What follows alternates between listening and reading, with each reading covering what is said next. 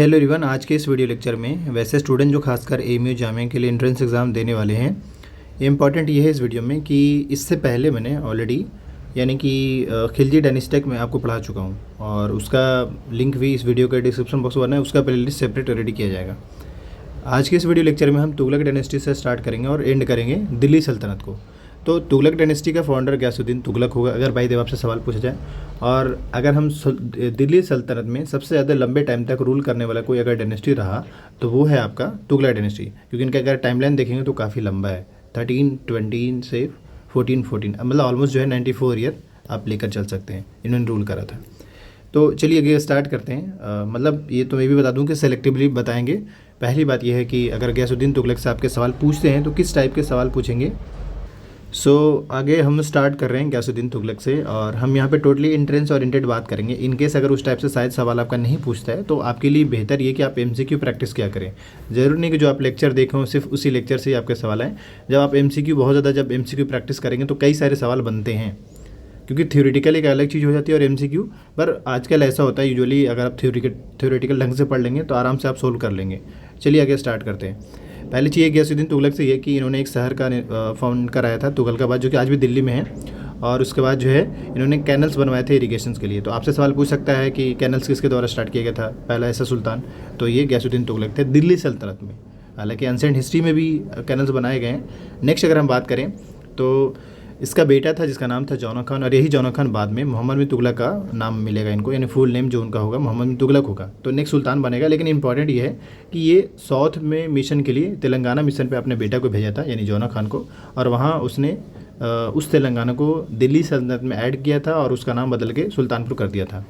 आज तेलंगाना एक नया स्टेट बना है, आप जानते ही हैं, बी एन कृष्ण कमेटी के रिकमेंडेशन के बाद 2014 में। इम्पॉर्टेंट ये है कि जब गयासुद्दीन तुगलक खुद ब खुद ये गए थे बंगाल वाले रीजन में रिवोल्ट के लिए, जब वहाँ का जो छोटे मोटे शासक था जिसका नाम था बुगारा खान, उसने रिवोल्ट कर दिया था। तो जब ये गए वहाँ पे बैटल के लिए, वहाँ ये हुआ कि इसी बीच में उसका बेटा यानी कि मोहम्मद बिन तुगलक, ये ऐसा ही है जैसे आप जलालुद्दीन खिलजी और अलाउद्दीन खिलजी का स्टोरी समझिए, क्योंकि जलालुद्दीन खिलजी में भी अलाउद्दीन खिलजी ने जलालुद्दीन खिलजी को मतलब किल करके खुद राजा बन गया था। ऐसे यहाँ पे भी हो रहा है। यहाँ पे भी हम ये देख रहे हैं कि गयासुद्दीन तुगलक जो है इसको मार देता है और मारकर नेक्स्ट सुल्तान बनता है मोहम्मद बिन तुगलक, लेकिन डायरेक्ट किल नहीं करता है, वो एक स्ट्रैटेजी या प्लानिंग होता है। बस होता ये है कि जब ये बंगाल वाले रीजन में जाते हैं और वहाँ जब रिवोल्ट हो रहा होता है, उसके बाद जब ये लौट रहे होते हैं तो ये एक लेटर भेजता है हयात नईमुद्दीन औलिया के पास कि आप जो कॉटेज संभाले हुए हैं, जो आपके पास ये ज़मीन है, ऐसे ही वो हैंडओवर करें, आप वहाँ से खाली करें। तो उसी पे ही एक पर्शियन या अरबिक नहीं, एक पर्शियन वर्ड है। इन शॉर्ट में उसका मतलब ये है कि दिल्ली अभी दूर है, ये उनके ही द्वारा किया गया, यानी हयात नईमुद्दीन औलिया के द्वारा किया गया। तो ये वही वर्ड जो है इसके लिए यूज़ करते हैं, किसके लिए, गयासुद्दीन तुगलक के लिए, क्योंकि ये फरमान भेजता है कि भाई तुम वहाँ से जल्दी से खाली कर दो। तो जब ये बात बोलता है और इस बीच जब ये लौट रहे होते हैं गयासुद्दीन तुगलक दिल्ली के लिए, तो मेरठ के पास में जो है दिल्ली अस्तु के नाम से है ना वर्ड, चलिए वो वर्ड मैं कंप्लीट कर देता हूँ। दिल्ली दूर अस्त के नाम से वो वर्ड है, जिसका साफ मतलब निकलता है कि दिल्ली अभी दूर है।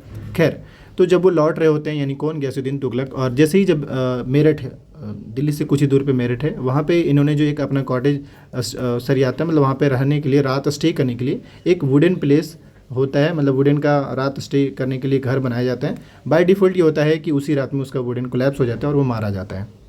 इसी बीच में ये होता है कि ये मोहम्मद बिन तुगलक जो है खुद को ये अनाउंस करता है कि नेक्स्ट जो सुल्तान आपका मैं हूँ और आप आज से इसको एक्सेप्ट करिए। होता है कि जैसे जब ये बंगाल वाले रीजन में जाता है वैसे ही ये अनाउंस भी कर देता है। और बाय डिफ़ॉल्ट किस्मत कही कि जब ये मेरठ पहुँचते हैं, मेरठ के आसपास में, और जो वुडन प्लेस में इनका डेथ हो जाता है, तो ये सच भी साबित हो जाता है। और फिर नेक्स्ट जो सुल्तान बनेगा वो मोहम्मद बिन तुगलक बनेगा। चलिए मोहम्मद बिन तुगलक से 2-3 चीज़ें। पहली बात ये कि ये किसका बेटा हुआ, तो गयासुद्दीन तुगलक का हुआ, जिसका नाम जौना खान है। इनको इनसेन और पागल राजा भी कहते हैं, मैड रूलर भी कहते हैं। उसकी बड़ी वजह है कि काफ़ी पढ़े लिखे होने का वजूद ही कई सारे उल्टे सीधे स्टेप लिया था, इसलिए इनको पागल राजा कहा जाता है। इन्हीं के टाइम में एक फॉरेन ट्रैवलर, अफ्रीकन ट्रैवलर के लिए, जिसका नाम था इब्न बतूता, वो आए थे। और अब इसमें सवाल पूछा जाता है क्या है कि बताइए इब्न बतूता कहाँ से था। इब्न बतूता का एक बुक है रिहाला, जिसके बारे में उसने मोहम्मद बिन तुगलक के बारे में डिटेल में बताया कि कैसे कहाँ कहाँ तक उसने रूल किया था। तो आपसे 2 सवाल यहाँ पे बन सकते हैं, एक तो इब्न बतूता और दूसरा उसका बुक, और तीसरा इंसान रूलर। ठीक, इनको काजी बनने का मौका मिला था दिल्ली सुल्तानत में। और साथ ही दिल्ली सल्तनत में अगर हम बात करें तो मोहम्मद बिन तुगलक के पास बिगेस्ट आर्मी था आफ्टर अलाउद्दीन खिलजी कह सकते हैं, क्योंकि अलाउद्दीन खिलजी के पास भी बिगेस्ट पेड आर्मी था। यहाँ पे भी पेड आर्मी है, बट क्वेश्चन देखिए क्वेश्चन कैसा पूछ रहा है। अगर क्वेश्चन में मोहम्मद बिन तुगलक रहता है तो आप तुगलक आंसर मारेंगे, और अगर बाय द अलाउद्दीन खिलजी रहता है तो आप अलाउद्दीन खिलजी मारेंगे आंसर। किस बेस में? जब आपका क्वेश्चन ये पूछ दें कि बिगेस्ट पेड आर्मी किसके पास था। इतना समझ में आया। इसके बाद इन्होंने सती सिस्टम को प्रोवाइड करने का स्टार्ट किया था। साथ ही ये भी है कि सती सिस्टम को लेकर आपसे सवाल पूछ सकते हैं कि बताइए सती सिस्टम जो है किसके द्वारा टोटली एबोलिश किया गया था। तो मेडिवल हिस्ट्री में मॉडर्न हिस्ट्री में हम ये देखते हैं कि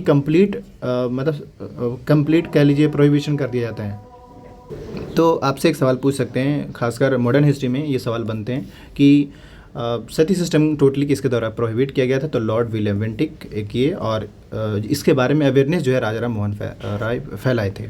इसके अलावा ये है कि इसका पूरा टाइम रिवोल्ट में गुजरा, जिसमें ऐसा माना जाता है, हालांकि पूछा तो नहीं जाएगा, ऐसा माना जाता है कि इन्होंने लगभग 27 रिवोल्ट जो है सिर्फ साउथ इंडिया में लड़ाई, मतलब इनका रिवोल्ट साउथ इंडिया में लगभग 27 रिवोल्ट हुआ और 7 जो हुआ नॉर्थ इंडिया में। इन्हीं के टाइम में 5th मंगोल अटैक होता है, और इस मंगोल अटैक के वजह से और इसके कई सारे उल्टे सीधे स्टेप होने की वजह से ये खुद डरा हुआ फील करता है, और होता ही है फाइनली ये अपना जो है कैपिटल चेंज करने के बारे में बात करें। तो फिर आपसे एक सवाल पूछेगा कि बताइए कि दिल्ली सल्तनत का वो रूलर जिसने कैपिटल अपना साउथ इंडिया में लेके गया था।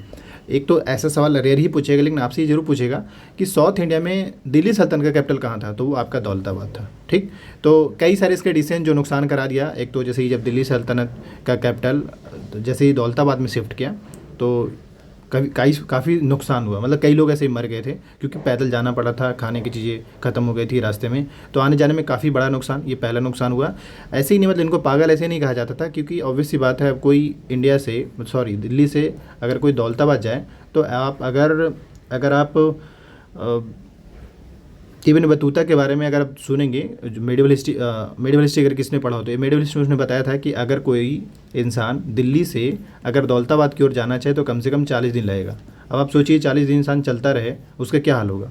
तो इस पर्सपेक्टिव से अगर आप सोचें तो इनका एक गलत डिसीजन था। तो एक सवाल आपसे ये पूछेगा, बाकी इन्होंने और भी सारे डिसीजन लिए, जैसे टैक्सेशन बढ़ा दिया, इसके अलावा कई सारे रिवोल्ट्स हुए, फिर उसने करेंसी में भी उल्टा सीधा स्टेप लिया। जैसे टाका जीतल ऑलरेडी मालूम है कि सिल्वर और कॉपर का चल रहा था, इसने जो है लेदर कॉइन लॉन्च कर दिया था।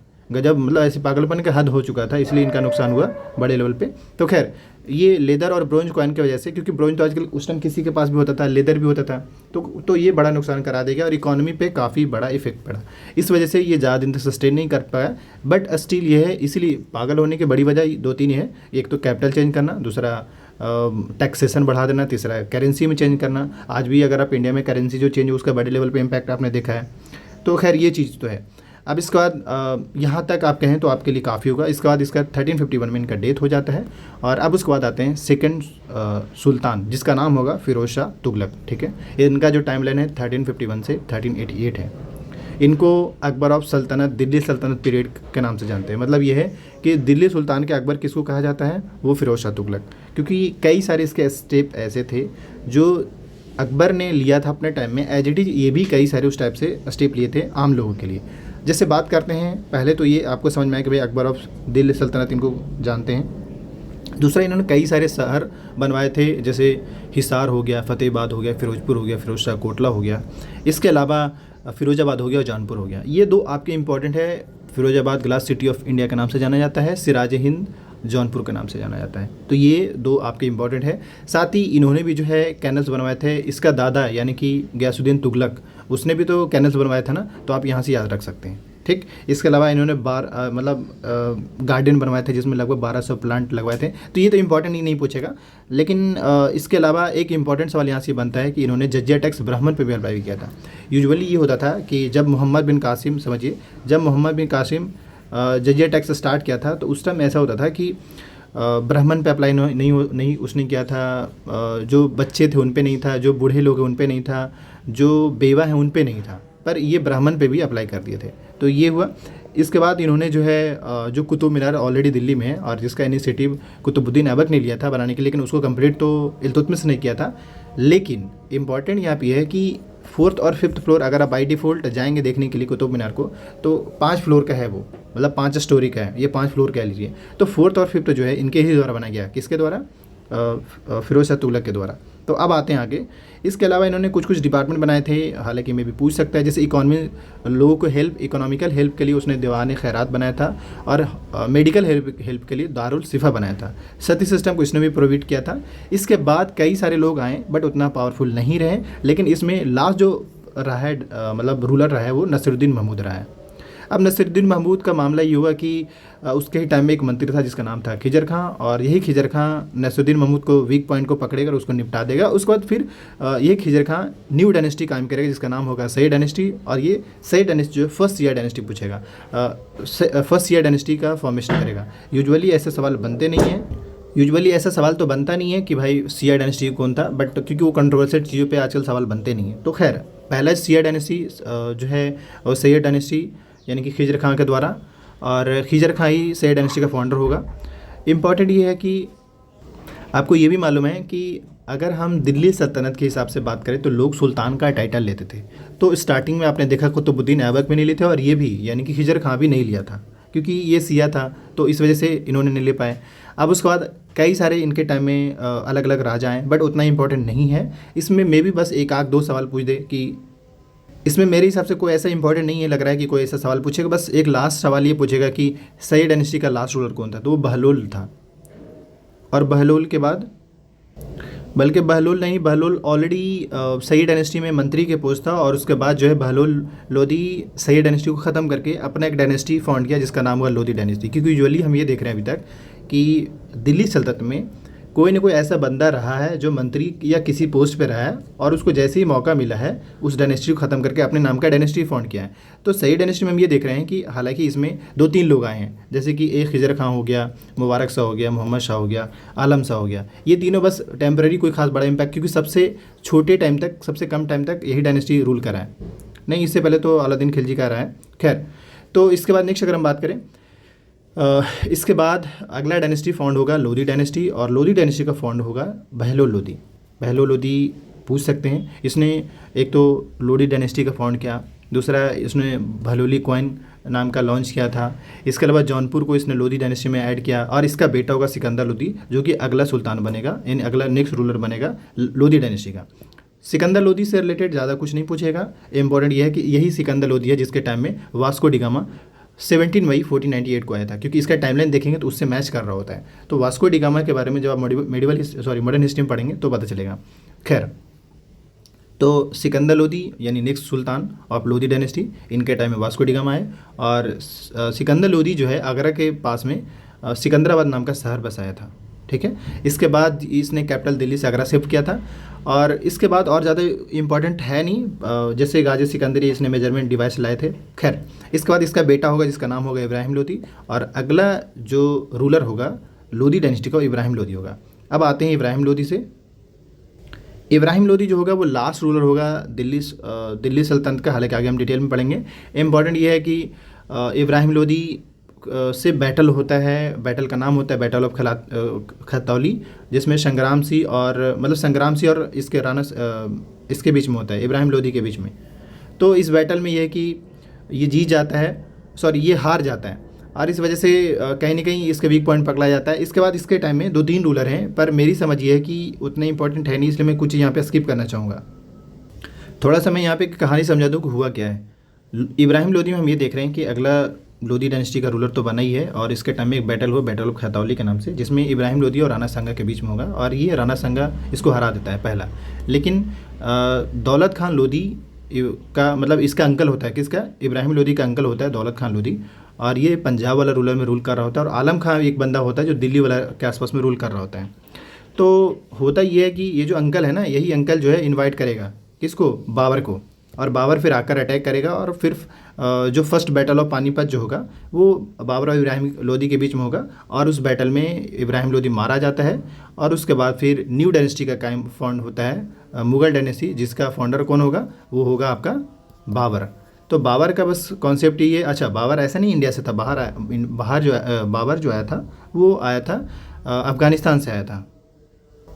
इम्पॉर्टेंट ये है कि ये ऐसा बंदा रहा है जिसने जो है वाटर कैनन और एक्सप्लोजिव चीज़ें यूज़ किया था। अब ऑब्वियस सी बात है, जिसको लाइक जिस जो बैटल में सिर्फ यही सीखा कोई मुझे घुड़सवारी करके बैटल लड़ना है या हाथी के थ्रू लड़ाई करना है, अब उसके सामने सडन अगर एक्सप्लोसिव चीज़ें आ जाए तो ऑब्वियस सी बात है वो मारा जाएगा। ऐसे ही तो आपके मॉडर्न हिस्ट्री में भी तो हुए हैं, जब सिराजुद्दौला के टाइम में जब ब्रिटिशर्स ने डायरेक्ट इसके पास वो लाइक तलवार वगैरह ये सब चीज़ें था मारने के लिए, लड़ाई करने के लिए, बट ब्रिटिशर्स के पास क्या था, उसके पास गन था, तो गन के आगे तलवार किस काम का।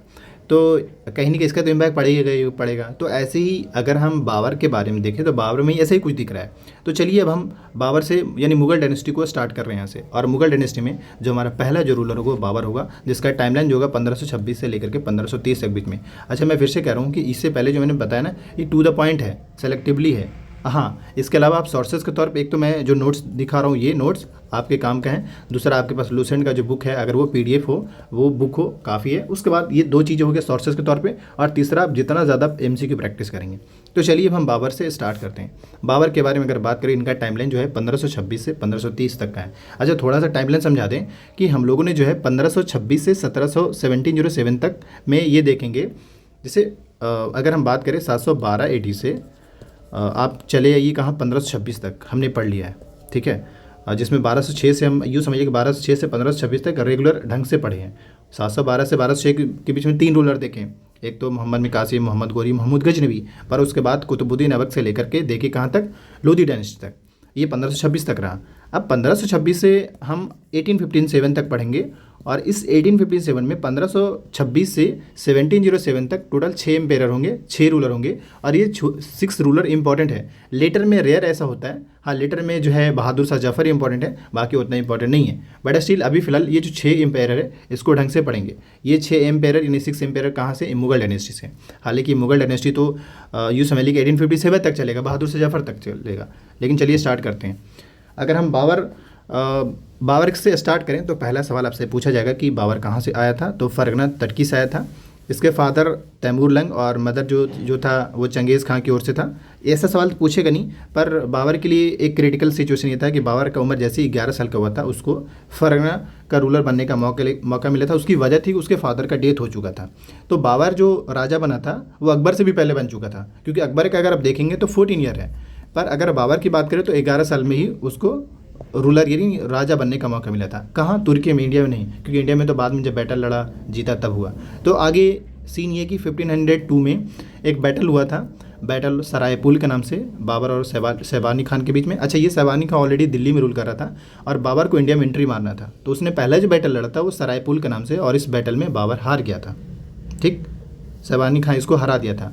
इसके बाद देखा चलो कोई बात नहीं, इसने बैकअप लिया, फिर थोड़ा बाउंस बैक किया। बाउंस बैक करने में इसने काबुल, कंधार सबको जीत लिया, मतलब स्टार्टिंग में उधर से आते हुए। इसके अलावा जब ये काबुल, कंधार जीता था तो खुद अपने आप को टाइटल लिया था बादशाह के नाम से। इसके बाद इसने बाजौर पे 1519 में अटैक किया। इसने तुगलमा ट्रिक यूज़ किया, मतलब होता है ना कि वाटर कैन सब तो रह रहेगा। इसके बाद पता है जैसे अगर मान ली बैटल है और बैटल में सपोज करी कि आर्मी है इस तरीके से, तो ये क्या करता था इस तरीके से उसको मतलब ये अपना जो आर्मी सेट करता था वह इस तरीके से सेट करता था, ताकि इसमें होता ये था कि अब आर्मी मान ली ये इधर ऐसे आगे ना चाहेगा इस तरीके से, तो ये चारों तरफ से घेर के मार देता था। इस टाइप के इसने ट्रिक यूज़ किया था। नेक्स्ट अगर बात करें तो जो पहला बैटल है बैटल ऑफ पानीपत 1526 में 31 अप्रैल बाबर और इब्राहिम लोदी के बीच में, जिसमें बाबर जीता था, इब्राहिम लोदी हार गया था। हार बल्कि मार दिया गया था समझिए, क्योंकि वो बीचों बीच में पकड़ा गया था। इसके अलावा जब ये दिल्ली का सुल्तान बना यानी कि दिल्ली का राजा बना बाबर, तो इसने कई सारे काम किए, जैसे कवाड़ी बाग और कवाली मॉस्क इसने बनवाया था। इसने एक कॉइन लॉन्च किए थे जिसका नाम था काबुल। पहले काबुल में इसने कॉइन लॉन्च किया शाहरुख कॉइन के नाम से, और कंधार में बाबरी के नाम से लॉन्च किया था। ठीक है, इसके अलावा ये लोगों को पैसा कॉइन दिया करते थे, इसलिए इनको कलंदर का टाइटल मिला। और इनके टाइम में जो पहला कैपिटल होगा आगरा होगा। अब कैसे लॉजिकल बात सोचिए कि सिकंदर लोदी अपना कैपिटल शिफ्ट किया था कि नहीं आगरा में, तो कैपिटल किसने चेंज किया, तो नहीं, तो इस वजह से इनके टाइम में कैपिटल आगरा रहेगा, बाद में चेंज करके दिल्ली करेंगे। ठीक है, तो 1526 में एक बैटल हो चुका है। अब आते हैं 1527 में, जो कि बैटल ऑफ खानवा के नाम से होगा। सो अब मैं ये बताना चाहूँगा कि जो सेकंड बैटल हुआ जिसका नाम है बैटल ऑफ खानवा के नाम से, जो कि 1527 में हुआ है, बैटल ऑफ खानवा के नाम से, जिसमें बाबला और राणा संगा के बीच में होता है। हालांकि राणा संगा का बैटल इससे पहले भी हो चुका है एक बार, और वो हुआ था किसे, इससे पहले भी एक बार हो चुका है। अगर उसमें हम बात करें तो इस राणा संगा के बैटल में महमूद लोदी और मेदिनी राय दोनों सपोर्ट किए किसको, राणा संगा को, बाबर को हराने के लिए। तो पहला ये होगा, यहाँ पे लॉजिकल सोचना है यहाँ पे आप कि बाबर पहले हरा चुका है किसको, पहले ऑलरेडी इब्राहिम लोदी को थोड़ा सा रुकना इसीलिए पड़ा क्योंकि बीच बीच में थोड़ा, खैर। तो बाबर इससे पहले ऑलरेडी हरा चुका है इब्राहिम लोदी को, और अब सेकंड इसका बैटल होगा बैटल ऑफ खानवा के नाम से, और जिसमें बाबर और राणा सांगा के बीच में होगा। मतलब खानवा में जो बैटल होता था वो बाबर और राणा सांगा के बीच में होगा। इस बैटल में बाबर जीत जाता है, राणा सांगा हारता है, लेकिन इस हारने में सपोर्ट कर देता है मेदिनी राय और महमूद लोदी।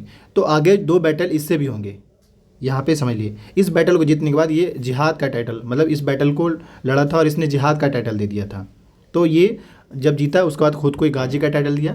तो अब थर्ड बैटल होगा जिसके बैटल ऑफ चंदेरी के नाम से, मेदिनी राय और बाबर के बीच में। ये वही मेदिनी राय है जो सपोर्ट किया था राणा सांगा को। इस बैटल में ये हार जाएगा, यानी मेदिनी राय भी हारेगा 1528 में। फिर 1529 में जो है ये 1528 हो गया। फिर 1529 में फिर एक बैटल होगा बैटल ऑफ घाघरा के नाम से, और इस बैटल में क्या होगा, अच्छा इसी 1527 में मेदिनी राय के मारने के बाद जो है अयोध्या में एक मस्जिद यानी बाबरी मॉस्क के नाम से, जो कि आज भी वो कंट्रोवर्शियल चीज़ें रहा है। तो बाबरी मस्जिद किसके द्वारा इस्टेब्लिश कराया गया था, तो वो बाबर के द्वारा कराया गया था। तो अगला जो बैटल हुआ बैटल ऑफ घाघरा के नाम से, और ये बैटल ऑफ घाघरा किसके बीच में होगा, महमूद लोदी, क्योंकि ये महमूद लोदी अफगान था और सपोर्ट किया था। तो ये भी मतलब ये हार जाता है, ऐसा नहीं कि कंप्लीट स्वीप हो जाता है, ऐसा नहीं होता है। मतलब 1529 में जो है बैटल जरूर होता है बट कंप्लीट स्वीप नहीं होता है। इसके कुछ बोलते हैं ना वंशज रह जाते हैं, और यही बाद में इसका बेटा जो होगा हुमायूं उसको परेशान करता है, और हुमायूं बेचारा राजा बनने के लिए तरसता रहता है। खैर, तो 1530 में इनका डेथ हो जाता है। यहाँ पे एक ट्रिक आप यूज़ कर सकते हैं इस याद को कि बाबर ने पहला जैसे पानीपत तो बाबर ने पानी पिया, फिर सेकंड खानवा है तो बाबर ने पानी पिया खाना खाया, और उसके बाद चांद देखा घर गया मर गया। इस टाइप से आप टाइटल यूज़ कर सकते हैं, मतलब याद रखने के लिए। जैसे पानी पिया यानी पानीपत, चांद देखा यानी चंदेरी, खाना खाया यानी खानवा, और उसके बाद फिर घर गया यानी घाघरा, और मर गया। ठीक है, ये टाइटल अब यानी ये ट्रिक यूज़ कर सकते हैं बाबर के बैटल से। अब आते हैं नेक्स्ट पे।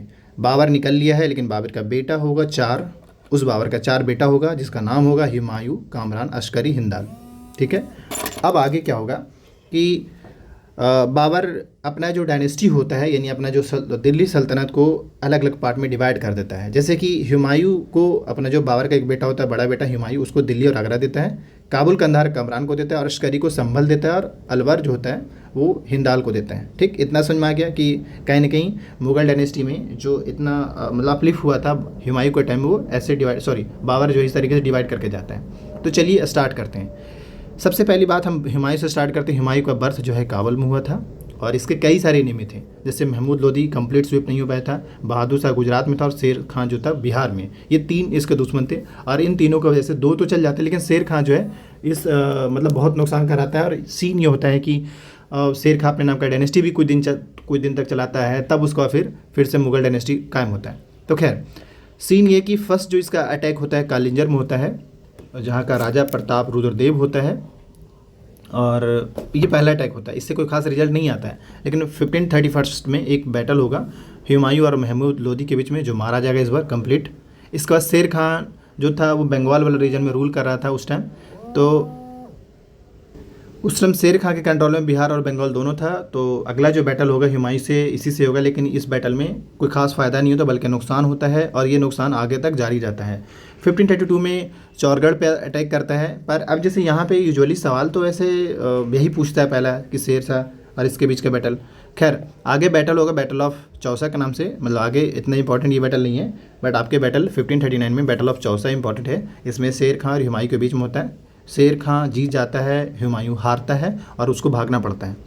इस बैटल के बाद जो शेर खां का टाइटल मिलेगा शेरशाह, जो कि आप मूवी भी देखे होंगे, ये हो गया। इसके बाद जब वो मतलब हार जाता है तो इसको बचाता है, पानी में बेचारा डूबने लगता है, तो इसको बचाता है एक निज़ाम होता है जो इसको बचा लेता है, और उसको एक दिन का सुल्तान बनाता है।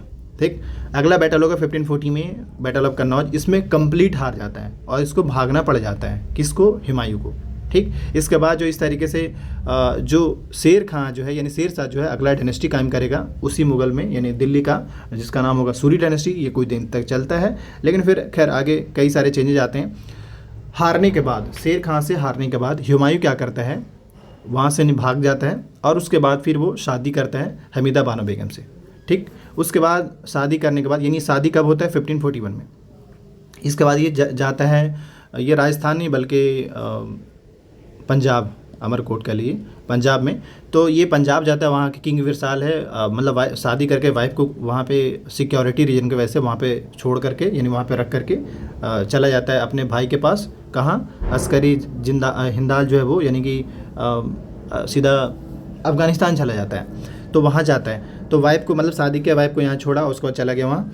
उसके बाद जाने से पहले गुरु अंगद से, जो सिखों का सेकंड गुरु है, उनसे ब्लेसिंग लेता है और उसके बाद वहाँ चला जाता है।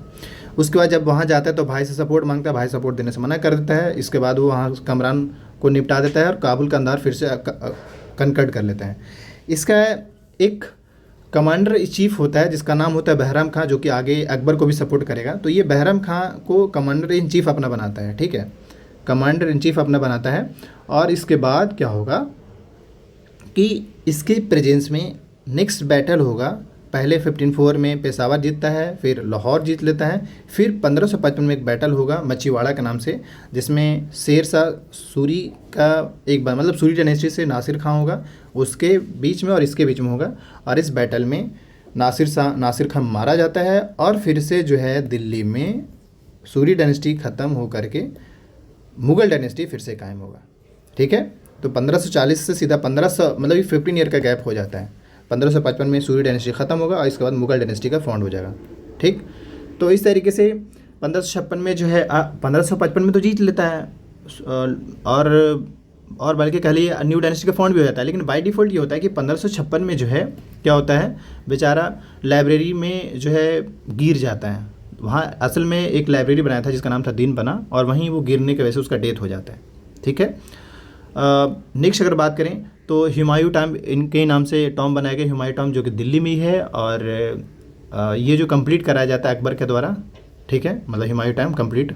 हालांकि इनिशिएटिव जो है इसकी वाइफ लेती है, हाजी बानो बेगम, बट कंप्लीट उसके द्वारा। इनका एक बुक है, इनका नहीं बल्कि इनके लाइफ को लेकर हुमायूं नामा, जो कि गुलबदन बेगम के द्वारा, उसकी बेटी, उसके द्वारा लिखा गया है। तो ये हो गया कंप्लीट आपके हुमायूं के बारे में, ठीक है। और हुमायूं से पहले देखा जाए तो सूरी डायनेस्टी कुछ देर के लिए, उसके बारे में।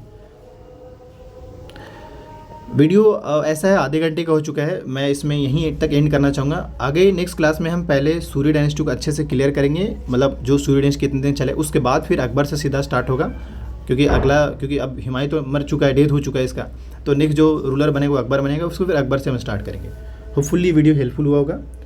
मैं सोर्सेस के तौर पे मैंने बता दिया कि एक तो ये PDF, दूसरा आपके पास लूसेंट का बुक है वो, और तीसरा MCQ प्रैक्टिस।